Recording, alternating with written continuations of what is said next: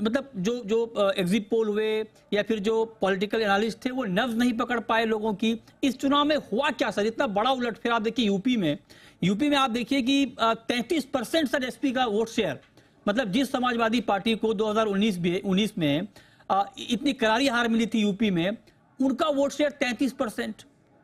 तो क्या उलटफेर हुआ सर इस चुनाव में आपके हिसाब से, सीपी सिंह साहब?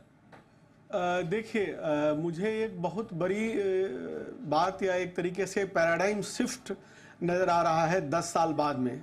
और वो पैराडाइम शिफ्ट ये है कि जो विकास का मुद्दा है, डेवलपमेंट का मुद्दा है, भारत के मतदाताओं की स्थिति शायद ऐसी नहीं है कि आप लंबे समय तक विकास से लेके चिपके रहें।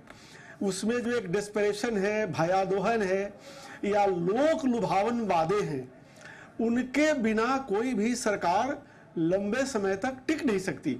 और यही वजह है कि लास्ट मोमेंट में जो नारा आया कि ये संविधान को बदल देंगे, आरक्षण को हटा देंगे, जिसके जवाब में बीजेपी को ये कहना पड़ा कि ये जो हमारे दलित हैं उनसे आरक्षण लेके मुसलमानों को दे देंगे, यह दोनों ही चुनाव प्रचार का काला धब्बा है। लेकिन ये दोनों ही पहलू इतने महत्वपूर्ण हुए कि बीजेपी को इस देश में लगभग 170-75 जो शेड्यूल कास्ट। साहब, आपको रोक रहा हूं। प्रधानमंत्री नरेंद्र मोदी की जीत की घोषणा आधिकारिक रूप से हो चुकी है। प्रधानमंत्री नरेंद्र मोदी वाराणसी सीट से चुनाव जीत चुके हैं। याद कीजिए सुबह का वो दौर जब कुछ खबरें ऐसी आई, पहला, दूसरा, तीसरा संभवतः वो राउंड था, जिसमें कहा गया कि कुछ मतों से वो अपने प्रतिद्वंदी से पीछे चल रहे हैं। तो एक अजीब सा सुगबुगाहट सी फैल गई थी।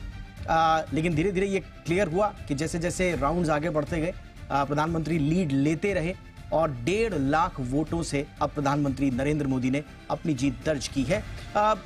मार्जिन थोड़ा थिन है, मतलब पीएम के हिसाब से, और जिस तरह से वाराणसी को एक बड़ा हाई प्रोफाइल सीट माना जा रहा था। एक्चुअली मेकिंग द न्यूज़ कि 1.5 लाख, जेटली साहब, ये थोड़ा सा की पर्सनालिटी के हिसाब से कम मार्जिन है जेटली साहब।